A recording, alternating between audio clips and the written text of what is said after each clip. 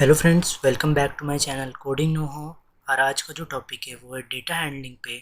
तो वीडियो को ज़रूर एंड तक देखना। तो डेटा हैंडलिंग में सबसे पहला जो टॉपिक आता है वो है डेटा टाइप्स। तो डेटा टाइप्स में जो है वो है नंबर्स। नंबर्स के अंदर जो आता है वो है इंटीजर्स, फ्लोटिंग पॉइंट नंबर्स और कॉम्प्लेक्स नंबर्स।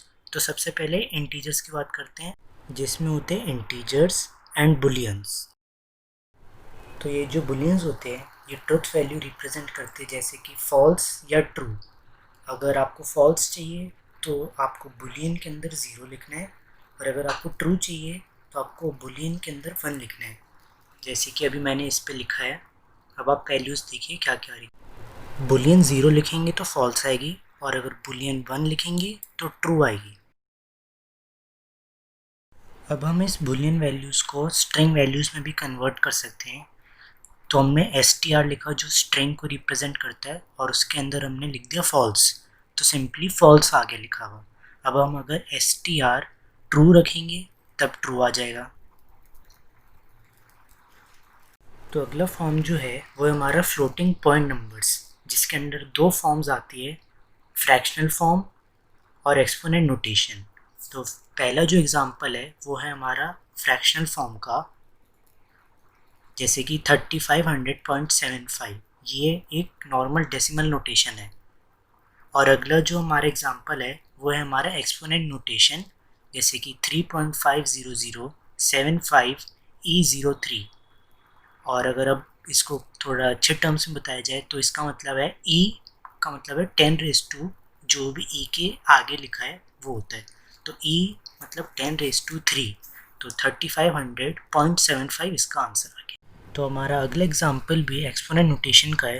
तो जैसा कि मैंने लिखा 1.479101E02, तो ई का मतलब आ गया 10 रेज़ टू 2, तो डेसिमल पॉइंट 2 प्लेसेस आगे आ गया, तो 147.9101 आ गया। तो हमारा अगला पार्ट जो है वो है कॉम्प्लेक्स नंबर्स इन पाइथन। तो सबसे पहले मैंने सी को एक वैल्यू असाइन करी है, वो है 0 + 4.5G, और डी को असाइन करी है 1.1 + 4.3J। उसके बाद अगर अब मैं सी लिखूँगा तो अब सी की वैल्यू आ जाएगी 4.5J, और अगर अब मैं डी लिखूँगा तो उसका ब्रैकेट्स के अंदर 1.1 + 4.3J वैल्यू आ जाएगी। अब इसका एक और एग्जांपल लेके देखते हैं, दो कॉम्प्लेक्स नंबर को ऐड करके देखते हैं। तो अब मैंने एक वेरिएबल z को दो कॉम्प्लेक्स नंबर ऐड करने के लिए दिया, और उसके बाद अब मैं अगर z लिखूँगा तो उसकी वैल्यू आ जाएगी -3 - 1J। और अगर मैं z डॉट रियल लिखूँगा तो उसका जो रियल पार्ट है -3 वो अब शो करेगा, और अगर मैं z डॉट इमेज लिखूँगा मतलब z डॉट इमेजनरी, तो उसका इमेजनरी पार्ट जो j के साथ है वो आ जाएगा -1। तो हमारा सेकंड पॉइंट जो आता है डेटा टाइप्स में वो है स्ट्रिंग्स। तो सबसे पहले मैंने a वेरिएबल को एक स्ट्रिंग असाइन करी पाइथन, और अगर अब मैं a स्क्वायर ब्रैकेट 0 लिखूँगा तो मतलब जैसे कि आप फोटो में देख पा रहे हैं मतलब p आएगा जो उसमें शो किया। और अगर अब मैं a ब्रैकेट्स के अंदर -4 लिखूँगा तो t आना चाहिए, तो t आया।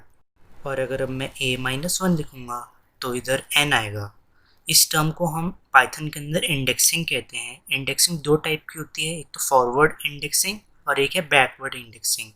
जो ब्लू के अंदर है 0 1 2 3 4 5 वो है हमारी फॉरवर्ड इंडेक्सिंग, और -6 to -1 जो जा रही है वो है हमारी बैकवर्ड इंडेक्सिंग। तो इसमें एक चीज़ देखने वाले कि अगर मैं स्ट्रिंग का पहला लेटर या कोई भी लेटर बदलना चाहता हूँ, जैसे मैंने A0 = A लिखा, तो क्या ये बदलता है? नहीं। इसमें एक एरर आ जाता है, string object does not support item assignment. अब हमारा अगला पार्ट जो आता है डेटा टाइप्स के अंदर वो है लिस्ट एंड टपल्स। तो लिस्ट को हम स्क्वायर ब्रैकेट से डिनोट करते हैं। तो मैंने एक लिस्ट बनाई है ए वेरिएबल की 1 2 3 4 5, और अब मैंने ए लिखा तो हमारी जो लिस्ट है वो शो करेगा। तो इसमें एक चीज़ ट्राई करके देखते हैं कि इसमें इसके टर्म बदल सकते हैं कि नहीं। तो मैंने इसका A0 = 10 किया, तो इसका टर्म बदलता है कि नहीं। तो मैंने A लिखा तो इसका पहला टर्म चेंज हो चुका है, 10 2 3 4 5 हो गया है। मतलब ये एक म्यूटेबल टाइप है, और जो हमने स्ट्रिंग देखा था उसमें उसके टर्म नहीं बदल सकते थे, तो वो एक इम्यूटेबल टाइप है। इसके बारे में आगे मैं और बताऊंगा। तो अब हम चलते हैं टपल्स पे। तो टपल्स एक टाइप से लिस्ट की तरह ही होते हैं, पर वो इम्यूटेबल होते हैं। इम्यूटेबल का मतलब ये है कि आप उसके अंदर कोई चेंजेस नहीं कर सकते, ऐड डिलीट आप उसमें कुछ नहीं कर सकते हैं। तुम्हारा अगला पॉइंट जो है डेटा टाइप्स में, वो है डिक्शनरीज। तो डिक्शनरीज को आप डिनोट करते हैं कर्ली ब्रैकेट्स के साथ। जैसे कि मैंने एक वेरिएबल ले लिया v और कर्ली ब्रैकेट लिए और एक वैल्यू ली a और कोलन 1 e कोलन 2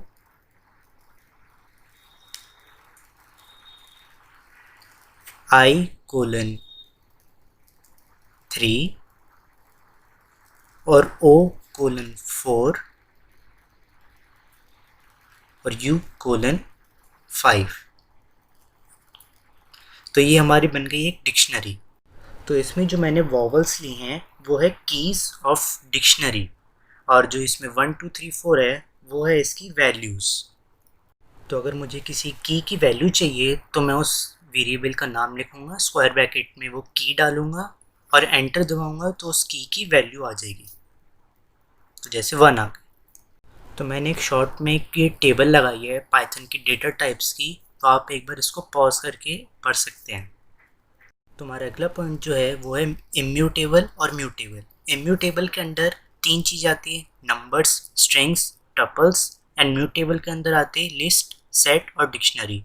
इम्यूटेबल का मतलब होता है कि आप उसके अंदर चेंजेस नहीं कर सकते, ऐड और डिलीट नहीं कर सकते हैं। और इम्यूटेबल का मतलब होता है कि आप उसके अंदर चेंजेस, ऐड और डिलीट कर सकते हैं। तुम्हारा अगला पॉइंट जो है वो है वेरिएबल इंटरनल्स। वेरिएबल इंटरनल्स के अंदर एक आता है टाइप ऑफ एन ऑब्जेक्ट और आईडी ऑफ एन ऑब्जेक्ट। तो सबसे पहले टाइप देखते हैं। टाइप मतलब वो किस क्लास के अंदर आता है, इंटीजर है, स्ट्रिंग है, डिक्शनरी है, क्या है। तो जैसे मैंने टाइप 4 लिखा तो वो एक इंटीजर है। और अगर अब मैं टाइप ए लिखूँगा, क्योंकि मैंने ए को 4 असाइन किया था, तो वो भी इंटीजर ही है। पर अगर मैं टाइप को कोलन्स के अंदर ए लिखूँगा तो वो आएगा स्ट्रिंग। तुम्हारा अगला पॉइंट जो है वो है आईडी ऑफ एन ऑब्जेक्ट। तो आईडी ऑफ एन ऑब्जेक्ट का मतलब है कि उसका मेमोरी लोकेशन किस तरफ है। तो जो 4 है वो इस वाले जो बड़ा सा नंबर है उस पर स्टोर्ड है। तो अगला अब हमें पढ़ना है ऑपरेटर्स, जिसके अंदर आता है एरिथमेटिक ऑपरेटर्स। तो सबसे पहले अब हम देखते हैं एडिशन ऑपरेटर। तो एडिशन ऑपरेटर सिंपल एडिशन की तरह होता है। तो 4 + 20 लिखेंगे तो 24 आ गया है। और अगर अब मैं a को 21 असाइन करता हूँ और अब मैं a + 20 लिखता हूँ तो इसका आंसर आ जाएगा 41। तो अगला अब हमारा है सब्ट्रैक्शन ऑपरेटर। तो अब अगर मैं 14 - 3 करूँगा तो 11 आएगा। और जैसे कि मैंने पहले a = 21 किया था, तो अगर अब मैं a - 20 करूँगा तो इसका आ जाएगा 1। तो अगला अब हमारा है मल्टीप्लिकेशन ऑपरेटर। तो सबसे पहले मैंने 3 × 4 किया तो इसका आंसर आ गया है 12। और अगर अब मैं a* 4 करूँगा तो इसका आंसर आ जाएगा 84, क्योंकि a की वैल्यू पहले दे रखी थी हमने 21, तो 21 × 4 करेंगे। पर इसमें अगर अब मैं b को कोट्स में रखूँगा और इंटू 4 करूँगा तो b 4 टाइम्स आ जाएगा। तो अगला अब हमारा है डिवीजन ऑपरेटर। तो इसको हम स्लैश से डिनोट करते हैं। तो 4/2 करा तो 2.0 आया। और अगर अब मैं 100/10 करूँगा तो इसका आ जाएगा 10.0। तो डिवीजन ऑपरेटर आपको हमेशा फ्लोट वैल्यू ही देगा। तो जैसे कि अगला पॉइंट लेते हैं तो 13.5/1.5 लेंगे तो आ जाएगा इसका आंसर 9.0। तो अगला अब हमारा है फ्लोट डिवीजन ऑपरेटर। तो जैसे कि मैंने सबसे पहले 100/32 लिया तो ये आ गया 3। पर वैसे अगर हम सिंपल डिवीजन ऑपरेटर लेते तो इसका आता 3.12। पर फ्लोट डिवीजन ऑपरेटर सिर्फ होल पार्ट देता है और 0.12 उसने डिस्कार्ड कर दिया है। जैसे कि एक और एग्जांपल लेते हैं तो 7/3 लेंगे तो इसका आएगा 2। तो हमारा 6 पॉइंट जो है वो है मॉड्यूलस ऑपरेटर, जो परसेंटेज साइन से डिनोट होता है। तो सबसे पहले एग्जांपल जो मैंने लिया है 7.2 मॉड्यूलो 3। अब जो ये एंटर दबाने पे जो शो करेगा ये इसका रिमाइंडर है, जो डिवाइड करने पे जो इसका रिमाइंडर आएगा ये है। तो हमारा लास्ट पॉइंट जो है वो है एक्सपोनेंट ऑपरेटर। तो ये डबल स्टार से डिनोट होता है, तो जैसे मैंने 4 डबल स्टार 3 लिया तो मतलब 4⁻³ तुम्हारा अगला पॉइंट जो है वो है रिलेशनल ऑपरेटर्स। तो मैंने पहले p क्यू एक वैल्यू असाइन करी 3 और q को करी असाइन 5।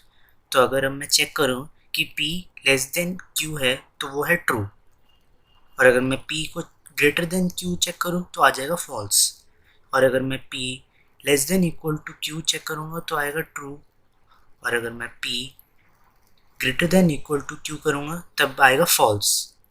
और अगर मैं चेक करूँ कि p q के इक्वल है मतलब p इक्वल q तो आएगा फॉल्स, और अगर p एक्सक्लेमेशन q मतलब नॉट इक्वल टू q तो वो है ट्रू। तो मेरा आप सब लोगों से एक क्वेश्चन है कि अगर मैं एक स्ट्रिंग एप्पल को और एक और स्ट्रिंग सेम ही एप्पल से कंपेयर कर रहा हूँ कि वो इक्वल है कि नहीं, तो वो फॉल्स शो कर रहा है। अब आपको कमेंट सेक्शन में ये बताना है कि ये फॉल्स क्यों शो कर रहा है। तो अगला अब हमारा आता है आइडेंटिटी ऑपरेटर्स। तो सबसे पहले मैंने ले लिया a इक्वल टू 5 और b इक्वल टू 5। तो अब चेक करते हैं a इज़ b, मतलब a क्या b है, तो ये ट्रू है क्योंकि दोनों 5 वैल्यू हैं। और अब चेक करते हैं a इज़ नॉट b, मतलब a क्या b नहीं है, तो ये फॉल्स क्योंकि दोनों सेम वैल्यू है इसलिए। तो एक क्वेश्चन से चेक करते हैं कि एरिथमेटिक एक्सप्रेशन कैसे काम करता है पाइथन के अंदर। सबसे पहले मैंने एक वेरिएबल ch को 5 वैल्यू असाइन कर दी, i को 2 असाइन कर दी और fl को 4 वैल्यू असाइन कर दी। उसके बाद मैंने db को 5.0 वैल्यू असाइन की और fd को 36.0 वैल्यू दी, और उसके बाद मैंने कैपिटल A को एक value the ch plus i division में db, और एक b वैल्यू को मैंने असाइन किया fd डिवीजन में db इंटू ch डिवीजन में 2। तो अगर अब मैं प्रिंट a करूं तो इसका आंसर 1.4 आएगा। और अगर आपको स्टेप बाय स्टेप देखना है कि ये कैसे हुआ तो आपके लिए मैंने इमेज डाल दी है, आप उसको पॉज करके देख सकते हैं। तो अगर अब मैं प्रिंट p लिखूँगा तो इसका आंसर आ जाएगा 18.0। और अगर आपको स्टेप बाय स्टेप देखना है तो मैंने आपके लिए इमेज डाल दी है, आप उसको पॉज करके देख लीजिएगा। और अगर आपको ये वीडियो अच्छी लगी हो तो सब्सक्राइब करना ना भूलिएगा। Thank you.